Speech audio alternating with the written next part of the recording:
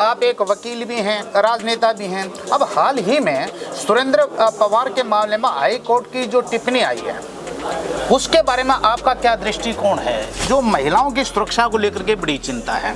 अब इसके अंदर है जो भाजपा शासित है और गैर भाजपा शासित राज्य हैं, उन मामलों के अंदर फर्क आ जाता है। तो इसके बारे में आपकी क्या राय है? पूर्व मुख्यमंत्री मनोहर लाल खट्टर ये भी किसानों के ऊपर जो बोल रहे थे, तो केंद्र में मंत्री भी हैं वो तो। जय हिंद दोस्तों, मैं नरेंद्र शर्मा परवाना ज्ञान ज्योति दर्पण पर आप सबका स्वागत करता हूं। आज हम एक खास हस्ती के साथ में बातचीत करने जा रहे हैं, जो एक महान विद्वान भी हैं, एक अच्छे वकील भी हैं, हरियाणा विधानसभा के स्पीकर भी रहे हैं, राजनीति के पंडित कहलाते हैं, लेकिन आज 2 बार विधानसभा में जाने के पश्चात यहाँ गन्नौर विधानसभा क्षेत्र के अंदर चुनाव लड़ रहे हैं, चुनाव के मैदान में है। तो कुछ एक सवाल करेंगे, और क्योंकि ये बहुत एक बड़ी हस्ती हैं, सिर्फ एक विधानसभा की बात नहीं है, एक स्टेट की बात नहीं है, हम राष्ट्रीय स्तर के मुद्दों पर भी इनसे बातचीत करेंगे। तो सबसे पहले तो शर्मा जी, आपका बहुत बहुत स्वागत ज्ञान ज्योति दर्पण के दर्शकों के लिए। मैं आपका शुक्राना करूँ कि आपने कीमती समय दिया है। No, thank you very much. तो सबसे पहले तो ये है कि आप एक वकील भी हैं, राजनेता भी हैं। अब हाल ही में सुरेंद्र पवार के मामले में हाई कोर्ट की जो टिप्पणी आई है, उसके बारे में आपका क्या दृष्टिकोण है? देखिए, मैं पेशे से वकील हूँ और सुरेंद्र पवार जी के खिलाफ सिर्फ राजनीतिक मामला था और इसीलिए सुप्रीम हाई कोर्ट ने फटकार लगाई, किस तरह उनको गिरफ्तार किया, उस गिरफ्तारी को इलीगल बताया विदाउट एनी सब्सटेंस। जी, उन्होंने सुरेंद्र पवार जी के खिलाफ जो कार्रवाई की है उससे वो एक्सपोज हो गए। अब सुरेंद्र पवार को जो गिरफ्तार किया गया, क्योंकि ईडी एक वेपन है। हाँ जी। ईडी और सीबीआई बीजेपी ये कांग्रेस के नेताओं, विपक्ष के नेताओं के खिलाफ इस्तेमाल, उसी कड़ी का ये था। और हाई कोर्ट से न्याय मिलने के बाद हाई कोर्ट में सुरेंद्र पवार जीत गए हैं। लोगों से अपील है कि सुरेंद्र पवार को स्वामी बसे देता हूँ। अच्छा, ये तो आपने मेरे अगले सवाल का जवाब दे दिया कि क्या आपको लगता है कि निष्पक्षता से काम कर रही है या नहीं? ईडी और सीबीआई टूल हैं बीजेपी के। अच्छा, ये टूल हैं आपके। तो एक और बड़ा मुद्दा चल रहा है आज देश के अंदर, जो महिलाओं की सुरक्षा को लेकर के बड़ी चिंता है। अब इसके अंदर है जो भाजपा शासित है और गैर भाजपा शासित राज्य हैं, उन मामलों के अंदर फर्क आ जाता है। तो इसके बारे में आपकी क्या राय है? देखिए, ऐसा है कि महिलाओं की सुरक्षा एक बहुत महत्वपूर्ण विषय है। जी, जब वो कांड हुआ जिसपे सिविल सोसाइटी बैठी जी, और कांग्रेस को कितना नुकसान हुआ था जी, आज वही परिस्थिति है जी। बीजेपी की सरकार महिलाओं को संरक्षण देने में कामयाब नहीं रही है जी, और कई तो इनके नेता इन्वॉल्व हो गए हैं। अच्छा जी जी। तो इस प्रकार से मैं समझता हूँ महिला सुरक्षा एक अत्यंत महत्वपूर्ण विषय है जिस पर काम करने की जरूरत है। चलिए, अब एक दूसरा और मामला चल रहा है, जो अभिनेत्री हैं, सांसद हैं। वो अभिनेत्री नहीं है, वो सांसद हैं जी। और सांसद का ये बयान आना किसानों के खिलाफ, हाँ जी, मैं समझता हूँ भारतीय जनता पार्टी को ऐसी अभिनेत्री या जो भी वो हैं जी, उनको पार्टी से निकालना चाहिए। जो जिस देश के लिए, हाँ जी, जिस विषय पर देश का प्रधानमंत्री किसानों से माफ़ी मांग चुका हो, उस पर उनकी सांसद इस प्रकार की टिप्पणी करे, बड़ी दुखदायी। ये बीजेपी जानबूझ कर ये काम करती है। अच्छा, ये हमारे हरियाणा प्रदेश के पूर्व मुख्यमंत्री मनोहर लाल खट्टर ये भी किसानों के ऊपर जो बोल रहे थे, तो केंद्र में मंत्री भी हैं वो तो मनोहर लाल खट्टर ने तो अपने मुख्यमंत्रित्व काल में जी किसानों के ऊपर लाठियां चलवाई हैं, अच्छा, गोलियां चलवाई हैं, पानी के बौछारें, गड्ढे खोद दिए, कीलें गड़वा दी, सड़कों बॉर्डर सील कर दी।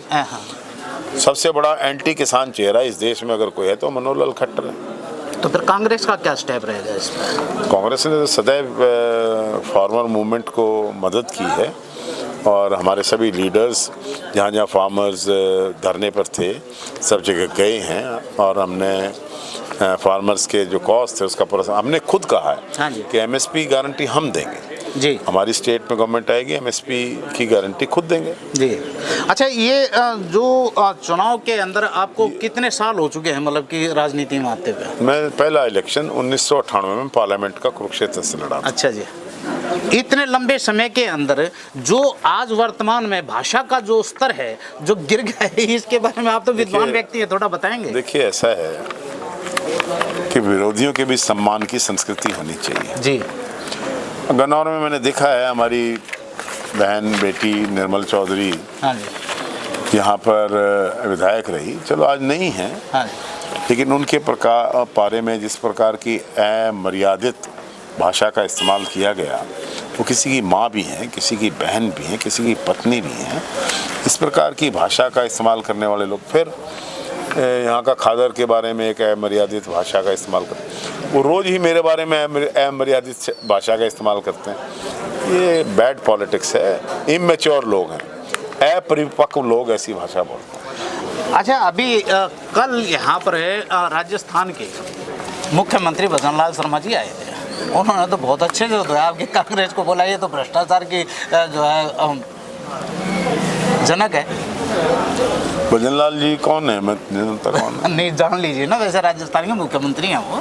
उनको यहाँ कोई जानता ही नहीं। अच्छा, वो कोई नहीं जानता, लेकिन वो तो वहाँ पर से आए हैं, राजस्थान हमारा ठीक है, वो मुख्यमंत्री हैं, राजस्थान में कोई नहीं जानता, और उनके मुख्यमंत्री बनने के बाद राजस्थान में बीजेपी बुरी तरह पिट गई। अच्छा, ठीक है। ये अच्छा, जो विधानसभा चुनाव के संदर्भ में आप क्या दिशा देख रहे हैं, क्या आपका अनुमान है, कैसे परिणाम रह सकते हैं? हरियाणा में 10 साल बीजेपी की सरकार रही जी, जिससे हर वर्ग परेशान था जी, और किसान, कर्मचारी, नौजवान, पहलवान, व्यापारी, जीएसटी, कोरोना और हमारे जो शेड्यूल कास्ट के लोग हैं उनके लिए कुछ नहीं किया। अच्छा, प्लॉट्स प्रॉमिस किए, प्लॉट्स नहीं दिए, तो ये सब चीज़ों की एक एंटी इनकम्बेंसी बीजेपी के खिलाफ है। और दूसरी जो पार्टियां हैं, क्षेत्रीय दल, जैसे INLD है, जेजेपी है, उनका अस्तित्व समाप्त हो चुका है। तो कांग्रेस के अलावा कोई विकल्प नहीं था। कांग्रेस के बारे में, कांग्रेस के पक्ष में एक बड़ी आई शुड से कि वेव चल रही है और कांग्रेस बड़े भारी बहुमत से हरियाणा में जीते। चलिए, ये भाजपा और कांग्रेस के बीच में खास अंतर क्या समझते हैं, क्योंकि आप तो राजनेता हैं और बड़ा अनुभव रखते हैं, तो मतदाताओं को किस आधार पर किस पार्टी का समर्थन करना चाहिए? देखिए, ऐसा है, भाजपा में और कांग्रेस में फ़र्क है। हम हैं गांधीवादी। अच्छा जी। और वो हैं फैसिस्ट। अच्छा। सोच के आदमी जी। उनकी सोच के पीछे लोगों को धर्म और जाति के नाम पर बांटना। हम इंटेग्रेटेड इंडिया चाहते हैं, हम एक संयोग, सबका भारत। अच्छा। और उनका कुछ और विचारधारा है, वो विचारधारा केवल वोट के लिए जी, और वोट के लिए वो लोगों को जाति और धर्म के नाम पर लड़वाते हैं। और उनका क्या हाल हुआ? अभी राम मंदिर बनाया था अयोध्या में, प्रधानमंत्री ने सोचा मंदिर बन गया यार, फिर चुनाव जीत जाऊंगा जी, खुद अयोध्या हार गई। ये तो है। तो उनका ये जो, मेरा ये मानना है कि राजनीतिज्ञ का धर्म होना चाहिए जी, और धर्म में राजनीति नहीं होनी। ये धर्म में राजनीति करते हैं या धर्म से राजनीति करते हैं। अच्छा, कांग्रेस को ही जो मतदाता वोट क्यों दें? आपकी पार्टी की विशेषताएं ऐसी क्या है कि मतदाताओं के लिए जो महत्वपूर्ण हो सकती है? देखिए, जब पिछले 10 साल हमारी गवर्नमेंट रही जी, ऑल राउंड डेवलपमेंट हरियाणा की हुई।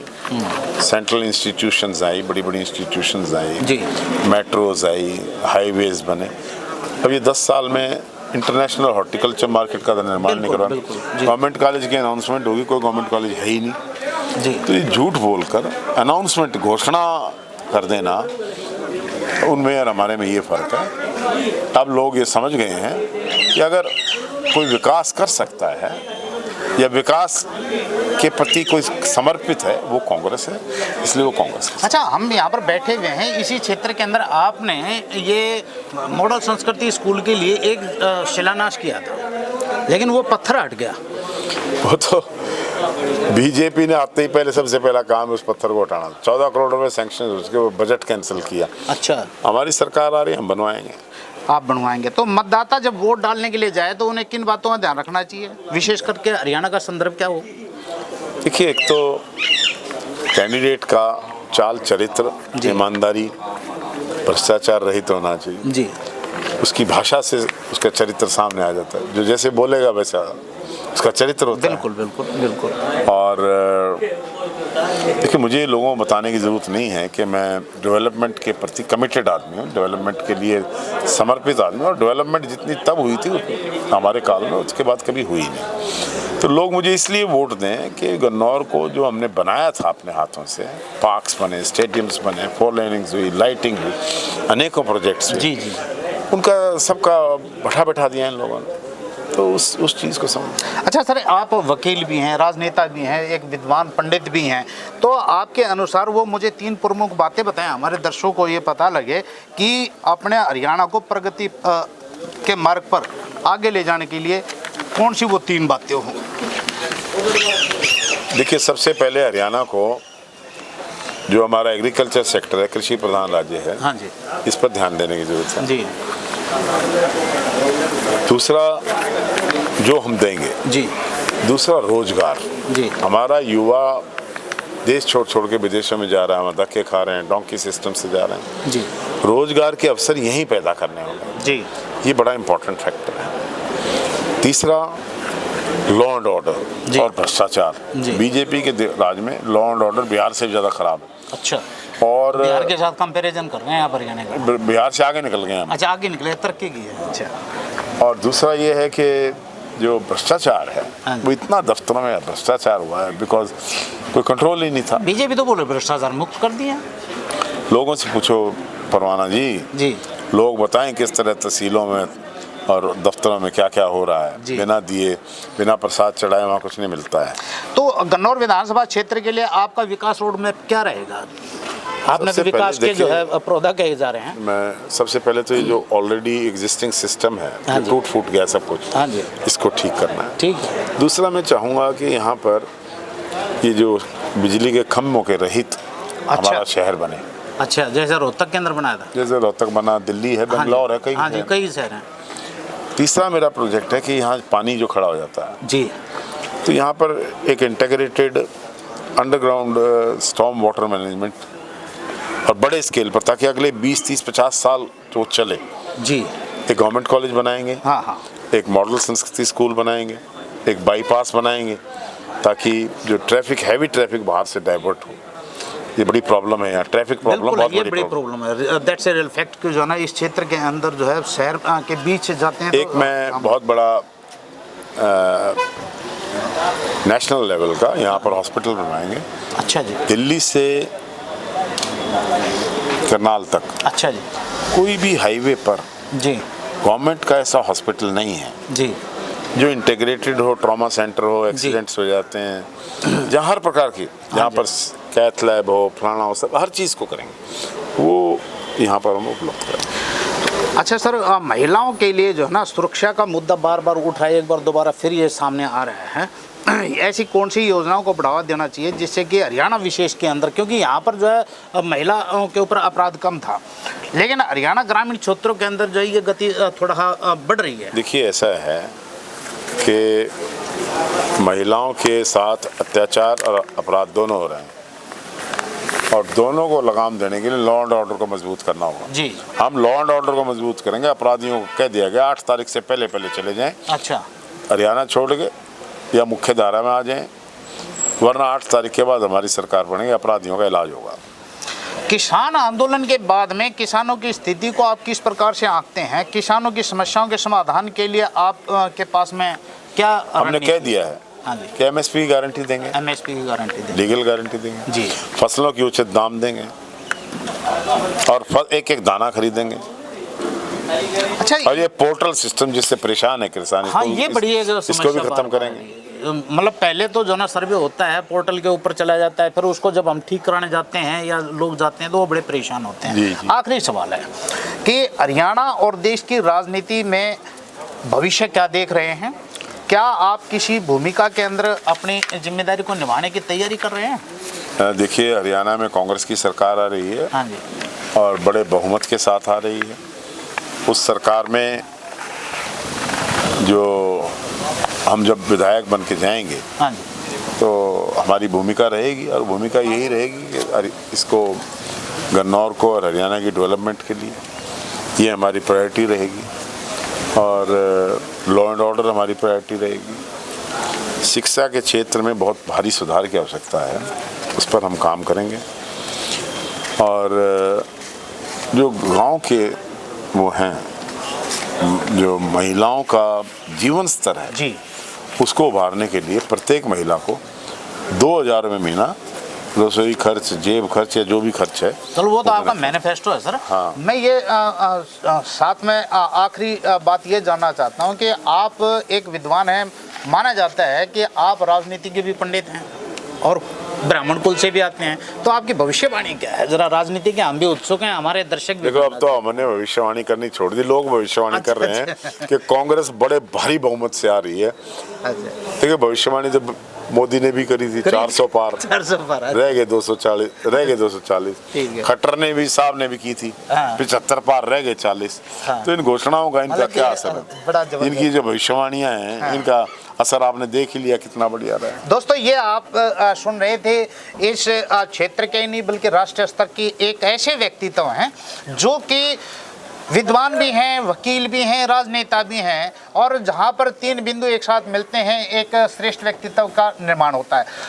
यहाँ इन्होंने बहुत ही कुछ खट्टे कुछ मीठे हमने जो सवाल भी किए, लेकिन बड़ी साफ गोही के साथ इन्होंने जवाब दिए। तो बने रहिए आप हमारे साथ में, और ज्ञान ज्योति दर्पण के जो भी दर्शक इसको देख रहे हैं, ये आपको साक्षात्कार कैसा लगा है अपना कमेंट्स बॉक्स में जाकर के विचार जरूर लिखिए। बने रहिए और जय हिंद दोस्तों। मैं नरेंद्र शर्मा परवाना, ज्ञान ज्योति दर्पण के लिए।